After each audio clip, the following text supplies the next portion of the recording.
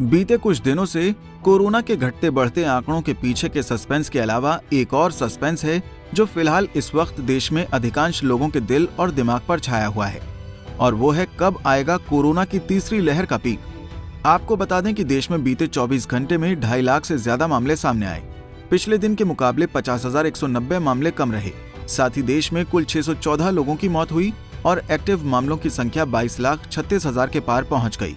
Experts ने यह भी कहा कि दूसरी लहर की तुलना में नए वेरिएंट में हॉस्पिटलाइजेशन के मामले बहुत कम हैं, लेकिन पहले से किसी बीमारी से जूझ रहे कोरोना संक्रमितों को अभी भी हॉस्पिटल में एडमिट करने और आईसीयू बेड की जरूरत पड़ रही है। तो इसके बाद प्रश्न ये आया कि अगर ये कोरोना की तीसरी लहर का पीक नहीं है तो और क्या कहलाएगा, और आखिरकार कोरोना की तीसरी लहर का पीक कब आएगा। तो इन्हीं सवालों का जवाब लेकर आज हम आए हैं आपके पास। कब आएगा कोरोना की तीसरी लहर का पीक?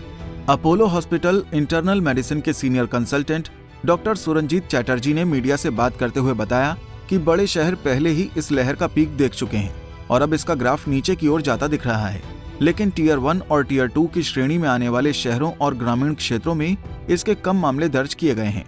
एक देश के रूप में भारत अगले 1 या 2 हफ्तों के अंदर तीसरी लहर का पीक देख सकता है। उन्होंने ये भी कहा कि भारत में ओमिक्रॉन अब तक बहुत हल्के लक्षण वाला रहा है, लोग इसकी चपेट में आ रहे हैं और तेजी से रिकवर भी हो रहे हैं। इसके बावजूद हमें सुरक्षा के पैमानों में ढील नहीं देनी चाहिए। दिल्ली स्थित सर गंगाराम हॉस्पिटल के चेयरमैन डॉक्टर DS राणा का मानना है कि हल्के इन्फेक्शन और तेजी से रिकवरी के कारण लोग टेस्टिंग को लेकर गंभीर नहीं दिख रहे हैं। कई लोगों ने rapid antigen self test kit का विकल्प अपनाया है। इस वजह से भी दैनिक मामलों की संख्या में कमी आ रही है। उन्होंने कहा कि डेल्टा वेरिएंट के वक्त भी बिल्कुल ऐसा ही हुआ था। जब शहरों में कोरोना का ग्राफ नीचे जा रहा था, तब ग्रामीण इलाकों में संक्रमितों की संख्या बढ़ रही थी। कोरोना मुख्य रूप से एक रेस्पिरेटरी डिजीज है जिसकी संक्रामकता जनसंख्या घनत्व पर निर्भर करती है। कुछ एक्सपर्ट्स के मुताबिक डेल्टा लहर के विपरीत बहुत से लोगों ने गांव जाने की बजाय शहरों में ही रहने का विकल्प चुना। इन सब के बावजूद नए वेरिएंट के हाई ट्रांसमिशन के कारण ग्रामीण इलाकों में रहने वाली आबादी निश्चित तौर पर अगले कुछ हफ्तों में नई लहर का पीक देखेगी।